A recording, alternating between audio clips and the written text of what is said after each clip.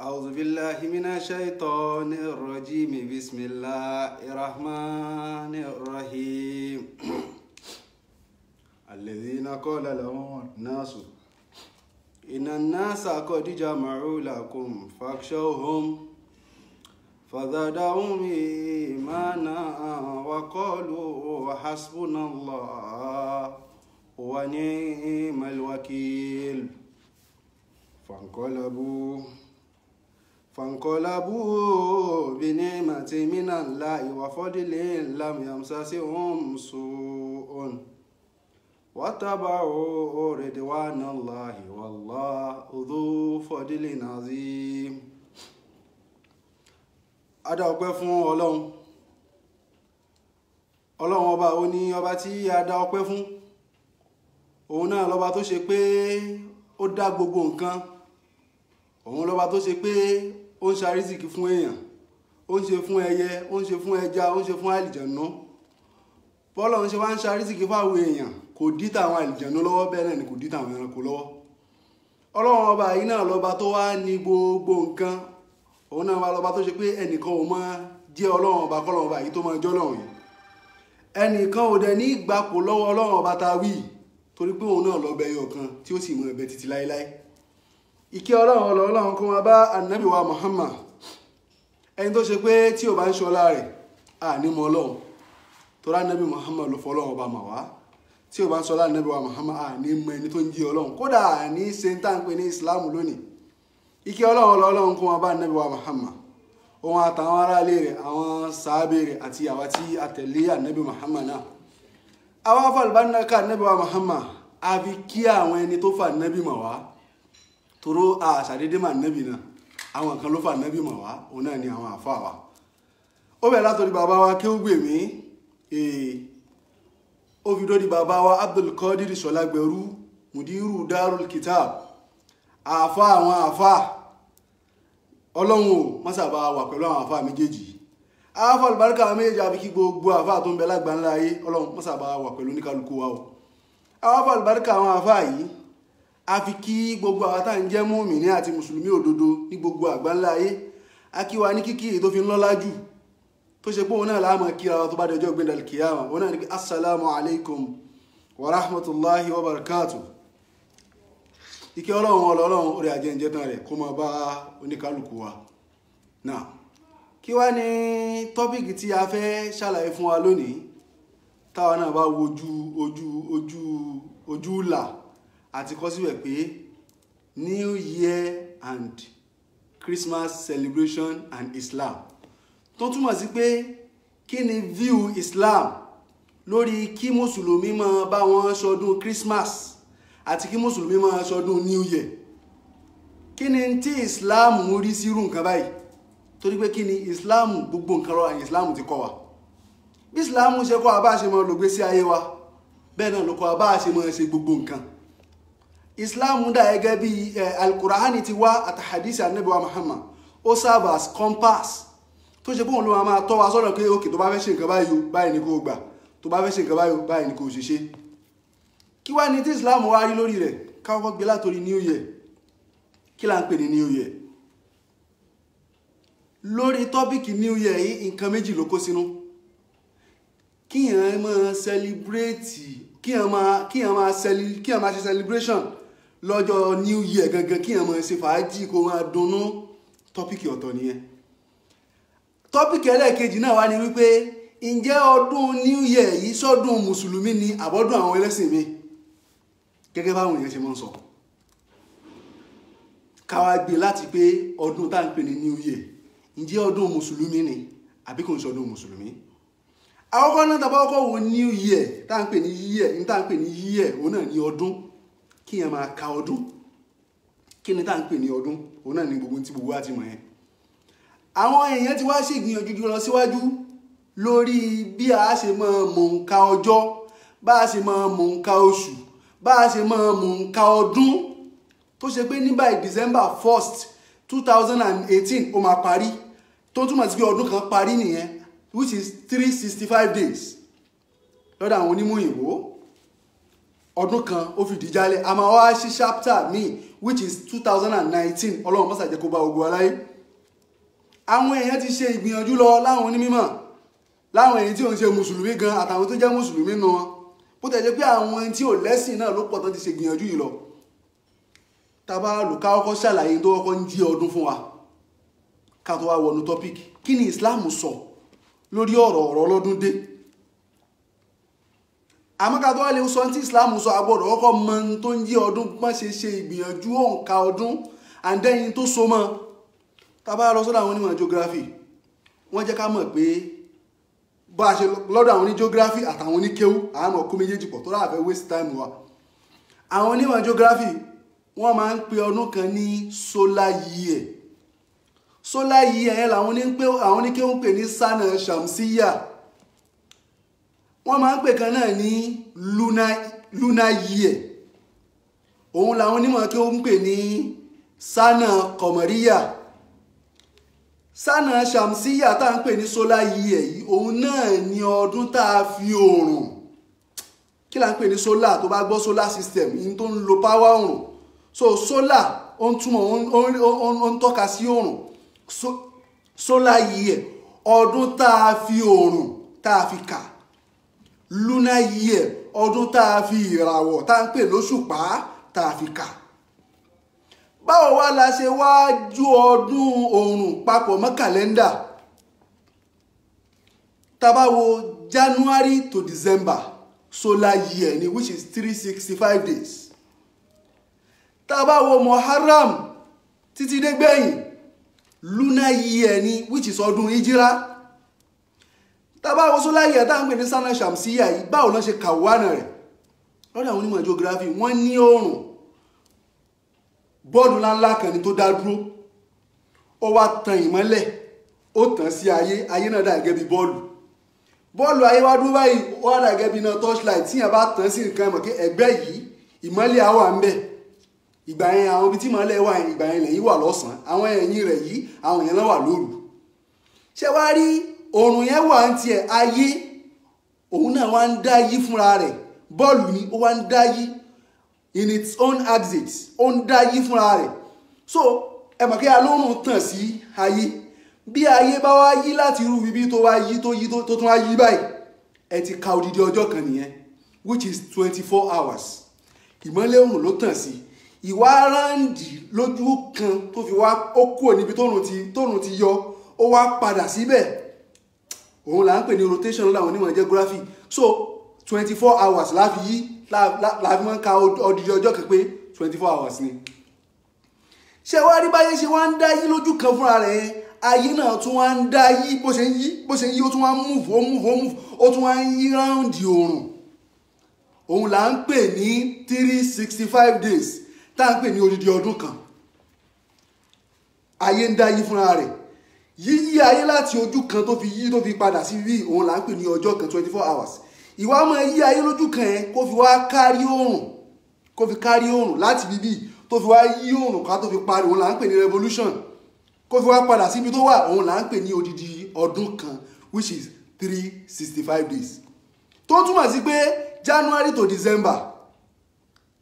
oòrùn movement ayé àti yíyí ayé kárí oòrùn òun náà fi kàwánà ọdún tá à ń pè ní solar year èyí tá à ń pè ní lunar year òun náà lọ́dún tá a ní wọ́n fi ìràwọ̀ tá à ń pè ní moon tí wọ́n fi kà báyé ṣe wá wà ayé náà tún wá ní ìràwọ̀ tó náà dà gẹ́gẹ́ bí bọ́ọ̀lù ṣé wá rí ẹ mọ̀ pé a ní ayé ń dá yí fúnra rẹ̀ yíyí ayé fúnra rẹ̀ lójú ara rẹ̀ òun la fi ń ka ọjọ́ 24 hours ìwà yíyí ayé kárí oòrùn òun là ń pè ní 365 days tá à ń pè ní odidi ọdún kan ṣé ní báyé ṣe wá ń dá yíyẹn náà nǹkan kan tó wá wà lórí tiẹ̀ náà tó náà tún wá ń yí tá à ń pè ní moon òun náà tóun náà bá wá yí ráǹdì ayé ń yí ráǹdì òrùn ìràwọ̀ ń yí ráǹdì ayé táyé wá yí láti ibì kan tó fi wá yí tóun náà fi ráǹdì ayé òun là ń pè ní oṣù kan which is 29 days yíyí ìràwọ̀ tá à ń pè ní moon látòrí ayé tó fi máa yí padà báyìí oṣù kan nìyẹn òun làwọn onímọ̀ wọ́n fi wá kà wá náà rẹ̀ pé ókè o tó bá yí báyìí lọ́ fi wá kà á tó náà fi pé 12 mo bí àárín ìyẹn yé ìyí òṣùpá ráǹdì ayé àgbà ní 29 days òun náà fi calculate calendar lunar calendar yíyí ayé ráǹdì oòrùn náà fi calculate solar calendar tá à ń pè ní sana shamsiya lunar calendar òun náà ni yíyí òṣùpá ráǹdì ayé òun la fi calculate lunar calendar kí wá ní tọ́lọ́run bá wá sọ lórí gbogbo ń ta àdálẹ̀ tó yẹ lómi àwọn òwò pé ṣé geography la ní ó kọ́ wa ní àbí kò sọ̀rọ̀ ọlọ́run fún wa káwá wo tọ́lọ́run bá wá sọ nínú Al-Qur'an ọlọ́run sọ nínú Al-Qur'an ní suratu Yunus ní ayé ẹlẹ́ẹ̀karùn-ún ọlọ́run ní alladhi khalaqa ash-shamsa diya'an wal-qamara nuran wa qaddarahu manazila lita'lamu 'adada sinina wal-hisaba ìntọ́lọ́run bá ń sọ mẹ́rin pé ọlọ́run ní òun lọ́lọ́run bá tó ṣe pé khalaqa ash-shamsa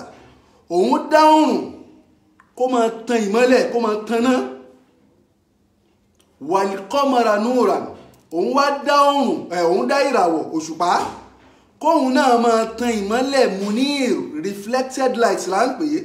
torí pé kí ni òṣùpá kò dá mọ́lẹ̀ tiẹ̀ ní oòrùn ló dá mọ́lẹ̀ ní so oòrùn òṣùpá àtàrà oòrùn lòun náà ti gbà á lọ́lọ́run bá fi lo munir ìmọ́lẹ̀ tó ṣe pé ó wà flexible kò harsh bí ìmọ́lẹ̀ títí oòrùn wa qaddarahu manazila lita'lamu 'adada sinina wal hisaba ọlọ́wà ní yàtọ̀ sí pé òun dá méjèèjì kí méjèèjì máa tanná iṣẹ́ tó ń wá dá méjèèjì fún ni pé kẹ́ ẹ máa fi ka ọdún kẹ́ ẹ máa fi ka ìṣẹ́jú kẹ́ ẹ máa fi ka oṣù kẹ́ ẹ máa fi ka àsìkò ṣẹ́ni bọ́rọ̀ parí ọlọ́run ní òun dá òṣùpá àti òòrùn fún yín lita'lamu 'adada sinina wal hisaba tó túmọ̀ sí pé Al-Qur'ani fi ń rinlẹ̀ fún wa pé àti lunar calendar àti solar calendar ẹ̀yin mùsùlùmí lẹ́ni ẹjá máa ṣe bá sùn dáadáa àti solar calendar àti lunar calendar ẹ̀yin mùsùlùmí lẹ́ni pẹ̀lú àyà tí mo kà yìí kí n tún kà lẹ́ẹ̀kan sí ní suratu Yunus àyà ẹlẹ́ẹ̀karùn-ún alladhi khalaqa ash-shamsa diyahan wal-qamara nuran wa qaddarahu manazila lita'lamu 'adada sinina wal-hisaba ọlọ́run lóhun dá oòrùn àtòṣùpá fún yín lita'lamu 'adada sinin kẹfí mọ́ nǹka ọdún wal-hisaba kẹ́ẹ̀sì mọ́ fi mọ́ nǹka àsìkò pé ókè mo ti lo oṣù méjì báyìí mo ti lo ọdún báyìí láyé mo ti lo ìṣẹ́jú báyìí tó túmọ̀ sí pé méjèèjì nítọ́lọ́run bá dá wọn fún nìyẹn ẹni tó bá mọ kí ó nínú àwọn tó bá mọ kí ó ibì kan wà níbi ayé yìí tá a fẹ́ dá wàhálà lẹ́fẹ̀ẹ́ nínú ọlọ́run ní kí n gbé ayé láti bẹ̀rẹ̀ alladhi khalaqa ash-shamsa diyahan wal-qamara nuran wa qaddarahu ẹni àwọn àní à dọ̀míruhu yẹn qaddarahu kí lè tọ́lọ́run ní wa qaddarahu mọ́ àìṣe báṣù tó náà ni yóò mú ẹmọ bèrè irú bèrè bẹ́ẹ̀ wa qaddarahu ẹ mọ̀ pé dọ̀míru èèyàn kan ló lò ẹni wọ́n fẹ́ tú ẹ̀ yóò ní wa qaddarahu lọ ń bá kọ́mọ́rù àyíká kí ó tó ara ìṣe rìsáàṣì tó ní òmù ẹ̀sọ́ rú ẹ̀ eléyìí láwọn àfáà oníké wọ́n ń pè ní al-iktifa tó bá sọ nǹkan méjì kò ní ìdíkọ̀ ẹsẹ̀ gbídọ̀ mírù méjì wá kọ̀ dára ò mọ́ ẹyọ ọ̀kan náà méjèèjì ti tó bá wù ẹ́ pé solar calendar ló fẹ́ máa lò you are free to use it tó bá yẹ pé lunar calendar ló fẹ́ lò you are free to use it tó bá jẹ́ pé méjèèjì ló fẹ́ lò you are free to use it al-iktifa làwọn afáà ń pè káwá lọ mú àwọn àyà mi wá níbi tí ọlọ́run bá ti tún sọ ọdún tó jọmọ́ bẹ́ẹ̀ tọ́yẹ́ lómi wa níyàn ń gbèrú jú wá ni tẹ́bà lọ́wọ́ suratu Tauba àyà 62 ọlọ́run sọ pé Allahu wa rasuluhu ahaqqu an yardahu kí lè tọ́lọ́run ọba ní ahaqqu an yardahu mọ́ ọlọ́run gbé dọ̀ mí ru ẹ̀yọ̀ kan wá tó túmọ̀ sí pé tó wá ṣe bá nẹ́bí náà ni wá ṣe pé mọ̀ ọlọ́run náà ni bá ṣe bá méjèèjì náà ni so ọ̀rọ̀ yìí parí so àti solar calendar which is January to December ọdún mùsùlùmí ni ọlọ́run ní ká máa lò according to ayah tí mo kà yìí lunar calendar tá a base lórí ìjírá and then lunar calendar tá a ń pè ní ìjírá wọ́n ti ń lò bí fún ànábì gan o wọ́n ti ń lò tá a bá lọ wọnú ìtàn ẹni tó kọ́kọ́ ṣe calendar wọ́n ń pè ní Romulus òun lẹni tó dàlú Róòmù ńlẹ̀ tán sọ Róòmù lórúkọ rẹ̀ lónìí Romulus bí irú Áfíríkà Afriku lòun náà ó kíní kan Afriku ló ń jẹ́ wọ́n wá sọ Áfíríkà ní orúkọ rẹ̀ Áfíríkà bí irú Amẹ́ríkà nísìn ẹni tó gbàbẹ̀ náà Amerigo ló ń jẹ́ wọ́n fi sọ òun náà lórúkọ pé Amẹ́ríkà. So Romulus yìí ló kọ́kọ́ ṣe kàlẹ́ndà títí and then kò mọ́ according to sana Shamsiya sana Komoriya nítorí oṣù mẹ́wàá lòun ní. Tàbá tún wá wò ní ẹlòmí máa tún àwọn ìbéèrè kan máa tún àwọn jẹyọ nínú tá a sọ yìí kí a irọ́ January ọdún ẹbọ ni wọ́n máa ń bọ Janus ni wọ́n máa ń bọ kíní kan ni. Èdà ṣe rí January to December gbogbo àwọn ẹni tá à ń dọ̀ yìí January on name after yẹn kan tá à ń pè ní Janus ni àwọn pípù yìí alágbára ni wọ́n wá sọ àwọn orúkọ àwọn oṣù yìí lórúkọ according to báwọn pípù yẹn ṣe lágbára láti fi sọ wọn lórúkọ. So ibo lẹ́yìn ti rí tí wọ́n gbèrè kan síbi kan tán ni wọ́n ń bọ́ lọ́dún January àwọn ìlú bí lè máa ṣe àmọ́ṣẹ́ ìwárí tí wọ́n fi stamp ẹ̀ pé ókè o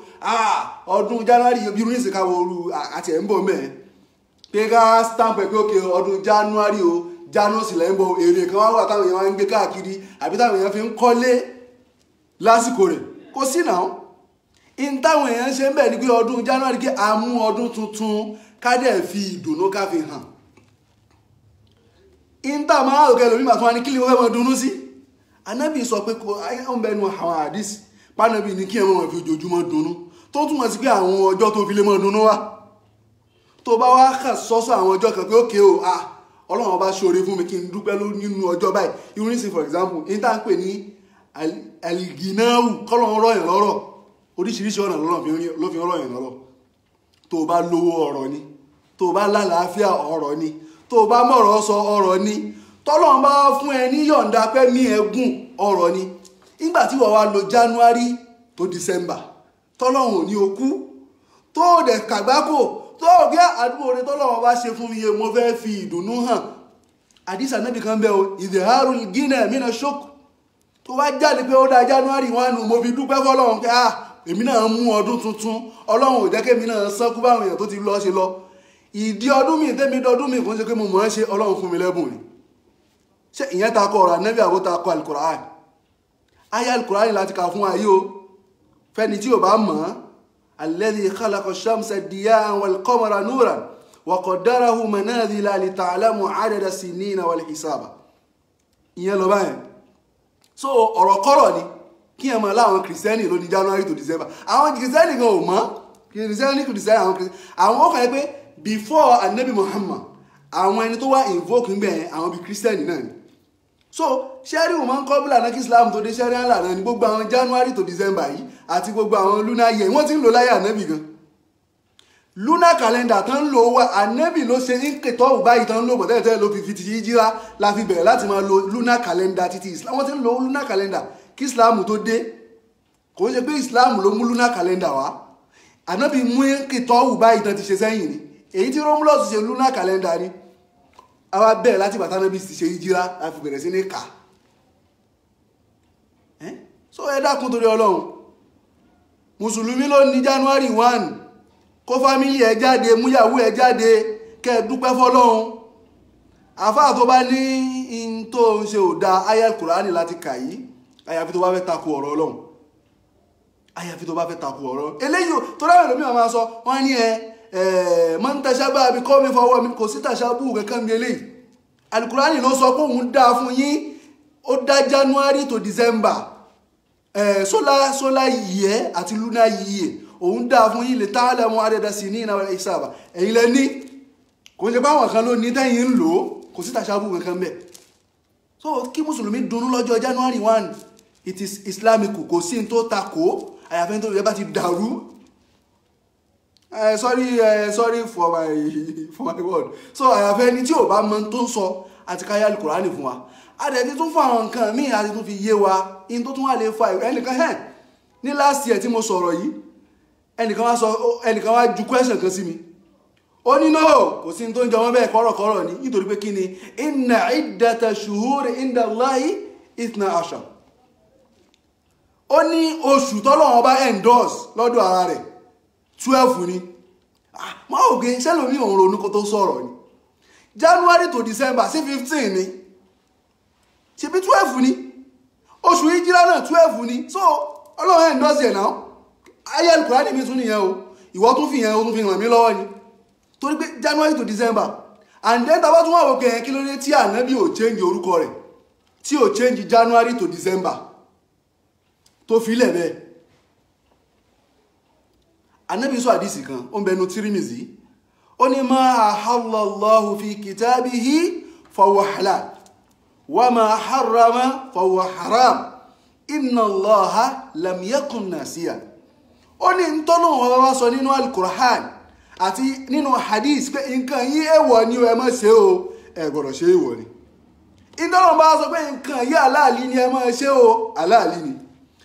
ntọ́lọ́wọ́ bá ò bá wá sọ pé kẹ má ṣe kò ní kẹ ṣe afúwù ni tó bá wù ẹ́ kó ṣe tó bá wù ẹ́ kó má ṣe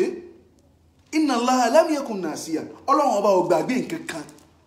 ọlọ́run ọba tó kò gbàgbé nǹkan kan kí àwọn ọmọ ní kí eléyìí ọlọ́run ọba ò sọ̀rọ̀ nípa rẹ̀ ìwọ wá àkámọ̀lá lórí rẹ̀ ìwọ wá mú ìdájọ́ wá lórí ẹ̀ pé nǹkan yìí haramu ọlọ́run ọba ò dẹ̀ sọ̀rọ̀ lórí rẹ̀ òun sọ fọlọ́run ọba ọmọ tó ń ṣe ni ọlọ́run ọba jùlẹ̀ fún ẹni tó bá wù ẹ́ kó ṣe tó bá wù ẹ́ kó má ṣe àwọn ìbéèrè mi lásán wọn máa yọ pé ànábì ti sọ iye ọdún tó wà fún mùsùlùmí náà ọdún àwẹ̀ àtọdún iléyá ìyàtọ̀ ń bẹ níbi àwọn nǹkan tá ń pè ní ìbádà àtàwọn nǹkan tó jẹ́ náfìlà ẹjá lọ mọ̀ yẹn náfìlà ò ní àdùnkè báyìí ló mọ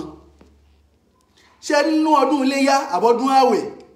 kí wọ́n wá ní ọjọ́ ọdún iléyá ìwọ fẹ́ gbààwẹ̀ ó sì tún jẹ̀yà níwájú Ọlọ́run pé lọ́jọ́ ọdún iléyá o ìwọ fẹ́ máa banújẹ́ lọ́jọ́ iléyá ni ànábì gan gbà tọ́lọ́run wọn fẹ́ banújẹ́ Ọlọ́run bá padà ní kó dunnú tóun náà padà dunnú kí mùsùlùmí wá ní òkè ọjọ́ ọdún òun fẹ́ máa gbà ọdún àwẹ̀ àbọ̀dún iléyá òun fẹ́ máa gbààwẹ̀ ẹ̀ṣẹ̀ ni so ìyẹn ò ní àmọ́ ọdún àwọn eléyìí tá à ń sọ yìí ọdún New Year ó bá wù ẹ́ kó ṣe tó bá wù ẹ́ kó má ṣe ìwọ ló mọ̀ tó bá lọ mọ́ tó bá wù ẹ́ kó ṣe náfìlà ni tó bá wù ẹ́ kó ṣe tó bá wù ẹ́ kó má ṣe so ẹ dákun torí Ọlọ́run ẹ̀yin àwọn àfáà tá a mọ̀ sọ̀rọ̀ ẹ dákun ẹja mọ̀ ṣe báṣù dáadáa lórí gbogbo tá a mọ̀ sọ torí pé kí ni à ń jẹ́ kí Islam mọ̀ le fáwọn èèyàn ọ̀pọ̀lọpọ̀ kan ní Islam fi ilẹ̀ tó fojú fò ẹ wá mú gbogbo ẹ̀ kankan kódà ibi táwọn omi wọ́ọ̀tì dé ilé náà bá fi blọ́ọ̀kù ṣe kò ní gbé bẹ́ẹ̀ alánàbí ògbélé kókó sí dandan ni ó gbé bẹ́ẹ̀ ni dandan ni kó gbélé kókó ni Ọlọ́run fi Islam yíyẹ wájú báyìí lọ Ọlọ́run fi Islam yíyẹ so kí ọ̀rọ̀ lórí ọ̀rọ̀ New Year January to December ọdún Islam ni tí ó sì sí jiyàn torí pé kí ni ayé Al-Qur'ani laka in tó sì ti lè fàrújú òun láti ṣàlàyé lórí ẹ̀ ẹlẹ́ẹ̀kejì tá ń pè ní Christmas ọ̀rọ̀ pọ̀ lórí yìí kí ni ìdí tí mi ìfi ní lọ straight lórí ọ̀rọ̀ Christmas ni pé lọ́dọ̀ àwọn kìrìsìtẹ́nì gangan fúnra wọn àwọn gan òmùdó náà fẹ́ dọ̀rọ̀ sí àwọn gan òmọ́ because ìyàtọ̀ ń bẹ láàrin pé àlà ń sọ ọjọ́ bí Jésù gẹ́gẹ́ bá náà ṣe Mọ́lídùn Nàbí bá ṣe Mọ́lídùn Nàbí karùn-ún mọ́bẹ̀ ìyàtọ̀ ń bẹ láàrin pé à ń ṣe ọjọ́ bí Jésù àti pé à ń celebrate Santa Claus àwọn èèyàn méjì tó yàtọ̀ síra wọn ni ọjọ́ Christmas gan èèyàn ń gbúrò Jésù gan jọ náà Santa Claus ni bí káwọn èèyàn wọn wọ fìlà rẹ́ẹ̀dì káàkiri káwọn wọ kíní oníkunlá ńlá káàkiri kí mùsùlùmí wá mọ bá wọn ṣe Christmas man tashabbaha biqawmin fahuwa minhum ó ti lọ kún àwọn ẹni tí ò yẹ kó kún eléyìí ń sọdún mùsùlùmí kí ni ìdí tàbí tó bá ṣe pé ọdún yẹn lóòótọ́ ọjọ́ ìbí Jésù ni kí ló dé tó lè celebrate